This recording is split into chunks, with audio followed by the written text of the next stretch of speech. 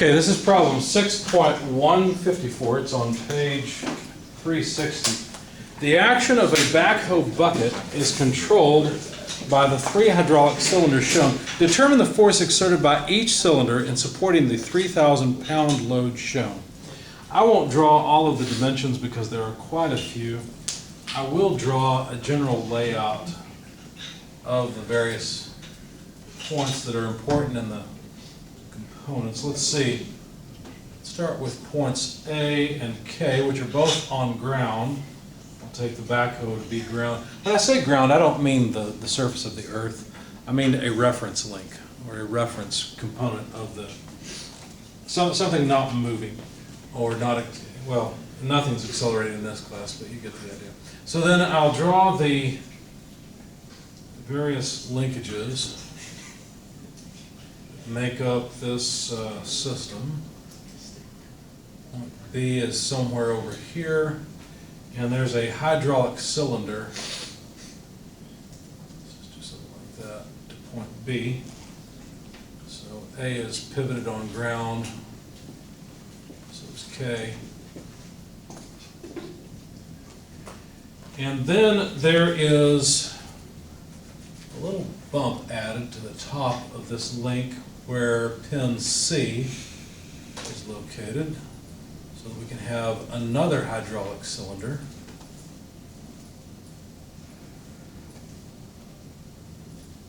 It then goes out, let's see, I'll need to pull that back just a bit.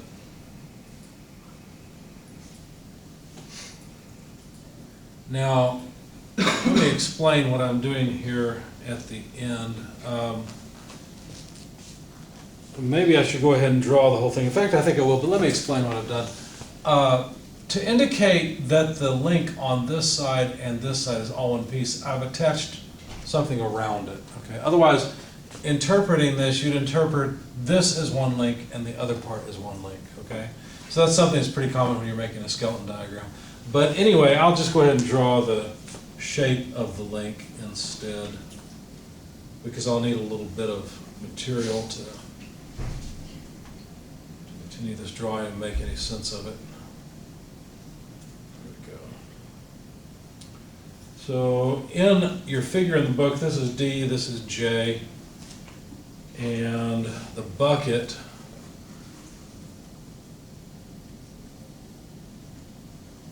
is controlled by a cylinder that goes from point E to this point down here, which is F. There's a lot of dimensions. Point G is over here where the 3,000 pound load is applied. Okay, but we're supposed to calculate the force in each cylinder. So I'm going to need some dimensional information here. I just haven't drawn it. I'll look at the figure instead, because it'd just be too much to draw all of that. Okay.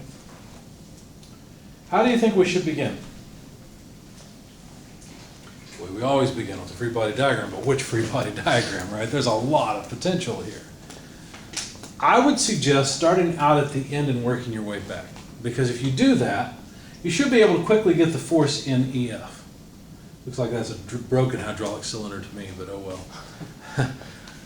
well. And how would we do that? Well, I think the easiest way is to sum moments about point H. I don't really care about the forces at point H, but if I sum moments about point H, it's just the cylinder that connects to F that prevents the bucket from just rotating out, right, and just losing its load. Now, the geometry may not be a whole lot of fun, but oh well, that's okay. All right. It looks to me like G, H, and F are all horizontal between each other. G might be a little bit low, but we've got the moment arm of 3 foot to get over here to H. So there's a 3 foot space there, and then a what? 1 foot space. Here's something that's always interested me. Do you notice that the cylinder is actually at a mechanical disadvantage? It only has a 1 foot moment arm, whereas the weight has a 3 foot moment arm. Kind of interesting. Now, what can we say about the force at point F? If we were to draw a free body diagram of the bucket. I know that's a crude bucket, but good enough for our purposes. Sure, there might be forces in the Y direction, and the X direction, but those aren't interesting to me. What's interesting to me instead is what I will call Fy. What do I mean by Fy? I don't mean all of the force in the cylinder, I mean only the vertical component of that force. Why would I consider that? Well, because that's what is actually balancing the bucket, right? There's a horizontal, let me be clear, X, Y, there's a horizontal component of the force from the cylinder, but that horizontal component is not doing a thing to balance the weight, right? So if I sum moments about point H, counterclockwise positive, I should be able to get the magnitude of Fy, and then I've got a fairly simple problem, because all I have to do is consider a triangle with point F down here, point E down here, where really what I've done is I've calculated Fy, so now I'll be able to get the total force F. I can relate the force triangle to geometry, right? So let's do that. If we sum moments about H, it should be pretty easy to see. Can you guys calculate in your head what the force in the vertical direction has to be, given that the weight is 3,000 pounds? It has to be 3,000 pounds upward. Not 3,000 pounds upward, because if you pull up with 3,000 pounds here, and this is pulling down with 3,000, well, if you push down, 9,000. What did you do? You did this. You said, and I guess I should have drawn this in the other direction because it's going to be negative, but let's just draw it like that. Because what you just did is you realized, well, let's see, 3 times W minus 1 times Fy equals 0. Fy has to be 3 times what the weight is, right? So you're right, this has to be 9,000 pounds. Okay. Then can we figure out the magnitude of the force in the cylinder? Sure, we just need some geometry. Let's go get it. Looks like the cylinder goes up by 8 feet, and from point F to point E is 3 feet. So this is an 8-3 triangle. I don't know what the length of this side is. We'll figure it out. We'll take 3 squared is 9, 8 squared is 64. 9 and 64 is 93, so we need the square root of 93. 9.64. Thank you. We'll use that in just a moment. Let's go ahead and calculate the force F from Fy. Well, it's going to be the same ratio, so Fy over F, if you want to think about it that way, that's fine. Fy over F will be the same thing as 8 over root 93, won't it? Because they're similar triangles. Questions so far? Should that be 73, not 93? 73, did I make a mistake? I bet you're right. Because 3 squared is 9, yeah, you're right, 64 would be 73, thank you.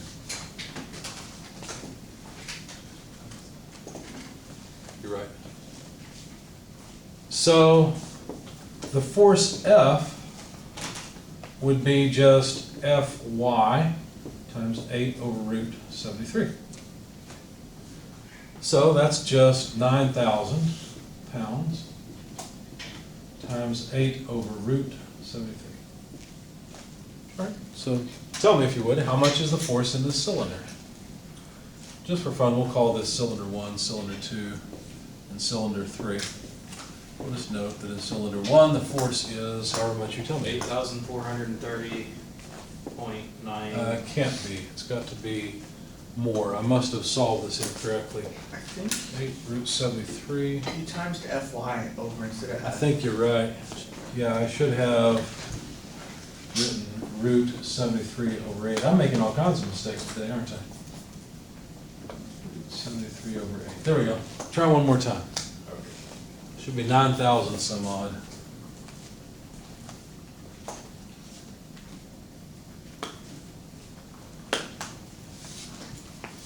This was right, my algebra was wrong, if you're wondering. I don't. It's 9,612.00. Close enough. 9,612 pounds. Okay. Why would we care? Well, you have to size that cylinder eventually, right? You've got to decide what size pins are required to hold the cylinder in place and not fail, right, not be sheared off. So yeah, this is important. What should we do now? How would we calculate this, the force in the other two cylinders? What could we do? You might say, well, let's move back to cylinder 2. We could. What about if we move back to cylinder 3? Would that be all that difficult? I don't think so, because all we need is a different free body diagram. Let me show you what I mean. I'm going to jump around just a little bit. What free body diagram would I choose for this part? Well, a free body diagram that includes this unknown force. So let's see. If I make a skeleton diagram of this arm, I think you'll recognize it. Something like that. 3,000 pounds. Now the unrealistic part of this is we're neglecting the weight of all of the members along the way. Okay, that's going to be a significant weight. But not as much as that 3,000 pound load. Anyway, so this is point K, and there will certainly be a KY and a KX that I couldn't care less about. But there's also going to be some force here from cylinder 3 that I do care about. Now, how do you suggest that I figure out F3? You've seen how I did it in the last problem, or in the last part of this problem. Small moments about K. Some moments about K. That should make it easy. Counterclockwise positive. And then what? Well, all I need to do is take the moment of F3 in the Y direction, first of all, right? I don't know how much that force will be total, but I'm just taking the Y component of it. Times what moment arm? 6 foot, exactly. Everybody see why it's a 6 foot moment arm? Because that's the horizontal distance between K and this point of application. Why not the horizontal distance between K and A? Because A is not how far over that force is applied. It's applied at B, right? What about this 3,000 pound load? Where does it act?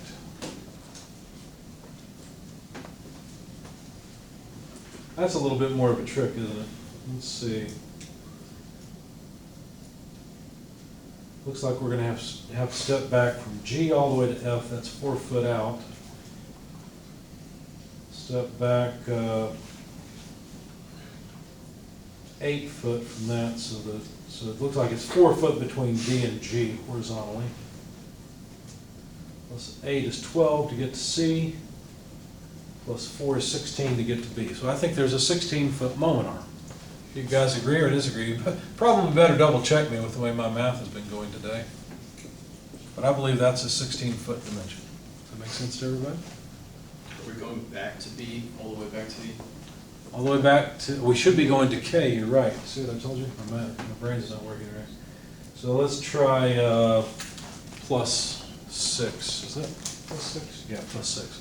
So I think 22 feet is what we want, and that would be, you're right, all the way back to K. Oh, we're going from G. Yeah, going from G, that's right. That's better. Agree or disagree? Looks like people are saying yes. Okay. So what should I add to this sum of moment equation? Would it be negative 300 pounds and then its moment arm of 22 is what you found, right? Yes, I'm glad I'm not the only one making mistakes today. It's 3,000, not 300, but Wow. yeah. You're fine. You're on the right track. We're making the same mistakes, so I'll let it slide. How's that? But I'm not the only one. Thank you. You probably said that just to make me feel good, didn't you? Yeah, exactly, yep. So F3 in the Y direction then would be 3,000 times 22 divided by 6. Of course, the units will end up being pounds. Does everybody see why? The feet over feet cancels. We're just left with pounds. I see confused looks. Any questions? It'll help to look at the figure in the book. My drawing's not all that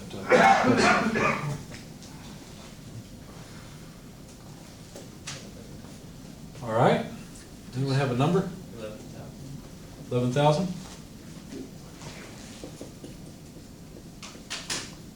second that. Thank you.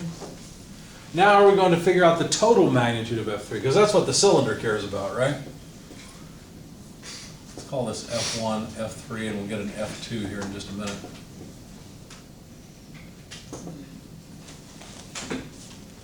How will I get F3, the total load? 3 by 9. Triangle.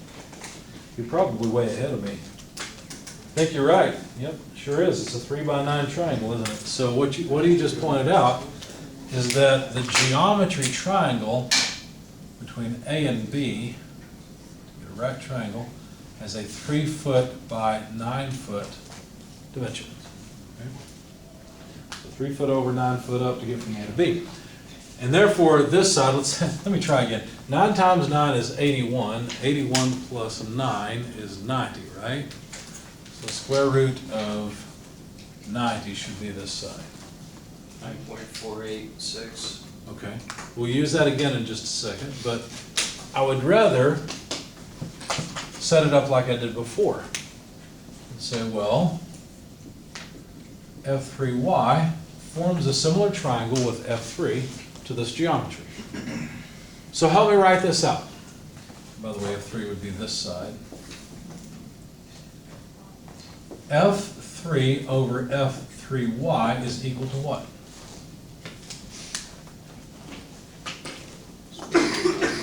Square root of 90 over 9, exactly.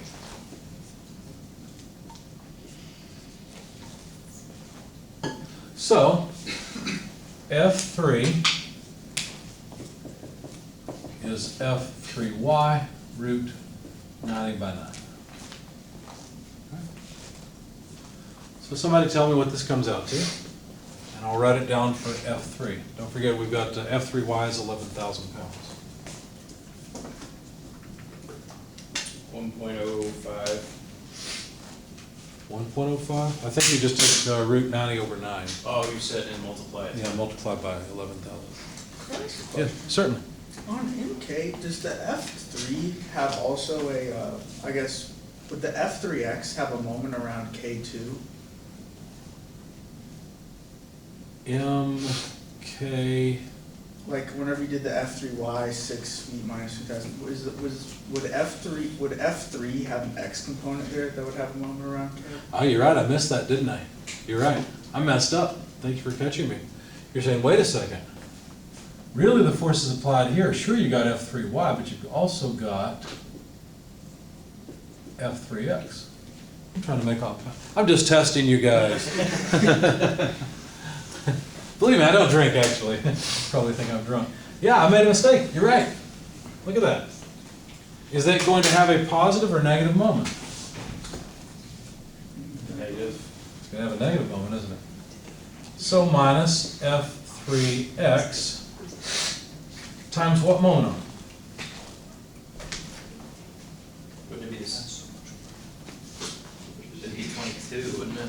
Or, No, because notice that this is a horizontal force. Now I need a vertical momentum. Oh, yeah. You're right. So what's the vertical distance between K and B? So 7. That's 7 feet.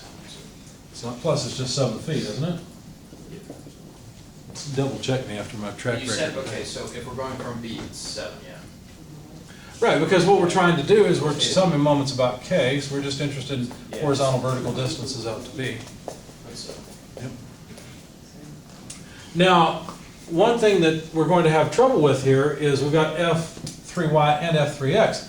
I can't just solve for F3y and go this way, right? So what will I have to do? Well, this is still true. It is still true that F3 is equal to F3y times root 90 over 9. It's also true that F3y is equal to F3 times 9 over root 9, right? Similarly, it's also true, by similar triangles as well, that,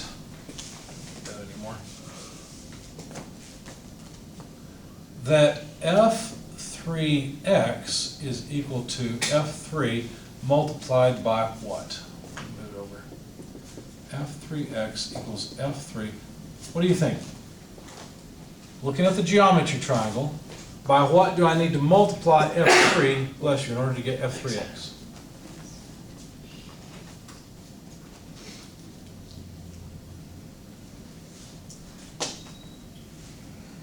Any ideas? If I wanted the vertical component, Need code.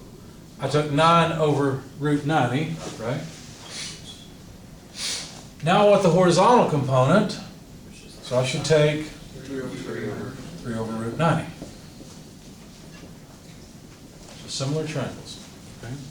What I can do with that is make substitutions in the equations. F3y is F3 9 over root 90. F3x is F3 3 over root 90. Now I got one equation one knows. I can solve for F3. Excuse me, so let's do that.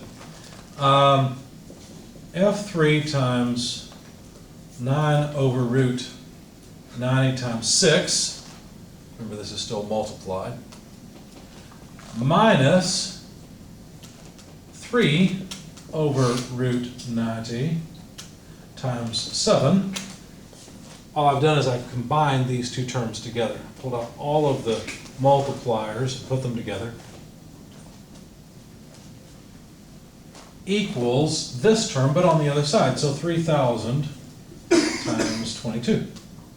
Which I think we already know. Isn't that 11,000? Yes. Yes. So what we have to do now is divide 11,000 by this term. And we'll have F3. Is that a 6? Yes, it is. It comes from this 6 The foot. 6 feet, the Molinар. Yeah, and an easy way to do this is pull out that root 90. So 9 times 6 minus 3 times 7 divided by root 90. That's not 11,000, is it? 22 times, yeah, you're right, it's not I 11,000. It's think gotta we be got more than that. 11,000 for the other stuff. How much is it, 22? Oh, you're right, because that was when we divided by 6, isn't it? So 66,000 then. Yeah. Okay, Yes. there we go. You guys are keeping me honest, I love it.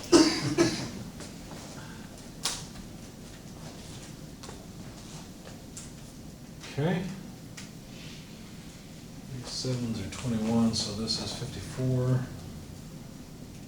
That's 21, which is just 23. So F3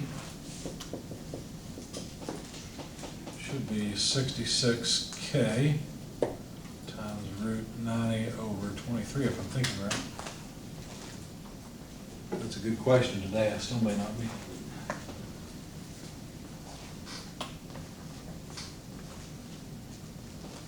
Anyone have a number for F3? Give me 2 seconds. Okay, 20,000, 13.58. 20,013? Yeah. I'm not fairly confident with that, so somebody check my pen. So 0.58, so 20,014 pounds. Yeah.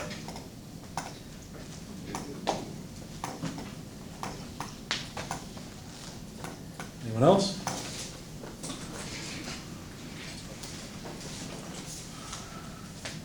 Root of 9 is roughly 10. So that's about half, less than half. I think your number's reasonable. Seems a little bit low to me, but I can still be wrong. Anyone have a different number or the same? Got 27,223. That's what I'm getting. 20, okay, what was it again? 27,000? 223. 223 pounds? Yeah. Okay. Seems reasonable to me. Like I said, about a half, a little less than a half. All right, what should we do to get the force in cylinder 2? Some moments about J. We could sum moments about J. Try to see if there's some other way to do it that would be easier. Maybe not. That might be the best. Okay, let's just sum moments about J. Sounds good to me. So we don't need any of that anymore. we need to extend this point because that was what I meant was J. And there's force 2 acting here. Now, the problem is this geometry is going to be a little bit more entailed, I'm afraid, because this link and this link from C to D is not, neither one's horizontal or vertical. So it's going to be a little bit more of a pain. So really we'll have to get the angle there. Maybe the best thing to do though is continue with a horizontal vertical coordinate system and just leave the geometry off until the end. So let's do that. So if we start over here, so I've got enough space, summing moments about J, taking counterclockwise is positive. Let me just break up F2 into an F2x and F2y. Okay? And I'll show you how to write a constraint on F2y and F2x. Let's just do that first, because then it's easy to sum moments about J with F2x and F2y. If counterclockwise is positive, then it looks like F2x causes a negative moment, as does F2y. So actually both do. So let's write it out. Minus F2x. What is the moment arm for F2x? Well, it's the vertical distance from J up to the line of action of F2x. I agree. I think it's 2 feet. Okay. How about the moment arm for F2y? I think that's just a foot, isn't it? Yeah. So minus F2y times 1 foot. And then we need the 3,000 pound loads moment arm. Is that a horizontal or a vertical moment arm? Vertical. Be careful, the force is vertical. Oh, horizontal, sorry. Good. Yep, and that's, So it looks like we got, I think it's 4, isn't it? No, we're summing about J. We're summing about J, so you're right, it's 3 foot. I went all the way back to D. I took 4 to get from G to F, and then 8 to get back to D. But that's not right. I should have taken 4 to get to F, and then gone back 4. So 3 foot to get to J. So there's only a 3 foot moment arm between those 2 points. My equation is encroaching on my diagram. Anyway, the 3,000 pound load causes a negative moment arm. So negative 3,000 pounds times its 3 foot moment arm equals 0. What do you notice? They're all negative. Well, negative. What does that mean about the direction we assume for the force? there's one. Does it make sense that this arm would want to swing down like this and the cylinder actually has to pull back on that point? Yes, that's exactly what we found. This is good. I like it when theory matches my gut feeling of intuition. That's a good thing. Means my gut's a little bit more right, I hope. Or the math and my gut is wrong, which is also possible. Anyway, so 3,000 pounds. All right.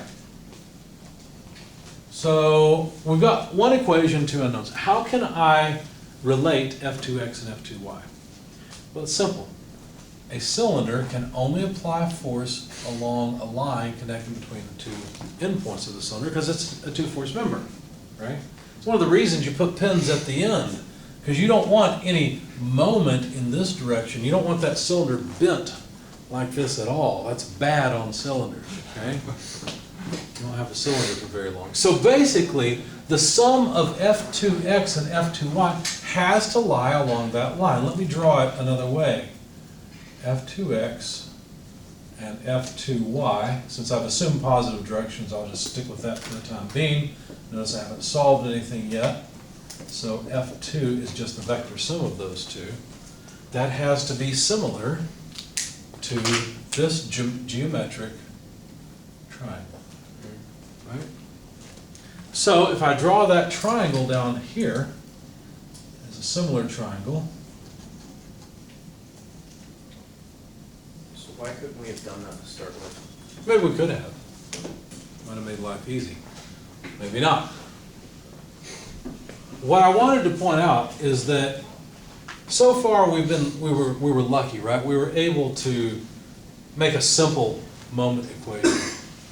Well, I guess on this cylinder we couldn't either, but I just wanted to point out, you don't have to panic about the geometry. If you look at those two lines, you say, oh my goodness, they're not at right angles. What am I going to do? Well, it's easy. Break it up into components, use horizontal and vertical arm lengths, and just constrain it at the end. It's really not all that difficult. So to get from C up to D, that's a 1 foot rise and an 8 foot run. 1 foot rise, 8 foot run. Easy, right? So A squared is 64, 1 squared is 1, so that's root 65 is the length of that side. So what does that tell us? Well, it tells us F2x over F2y, if you like, is equal to 8 over 1. I didn't even have to use the hypotenuse side this time, right? I don't have to. We didn't have to in the last cylinder either. It just went that way for whatever reason. So F2x is 8 times F2y. Well, I can put that right into my equation. F2x is 8 times F2y. And now I can solve for F2y. So let's do that. So we'll have negative 16 F2y, that's this first term, minus F2y equals 9,000 foot-pounds. Everybody see what I did? Just doing some math in my head as I move along, making it easy. Okay. I multiplied 3 by 3,000, took it to the other side, got 9,000. 8 times 2 is 16, that's just 1 times F2y. So this is the same thing as saying F2y is 9,000 divided by 1 plus 16 is 17. It's a negative number. There it is. So F2y is just 9,000 divided by negative 17. Negative 529.41.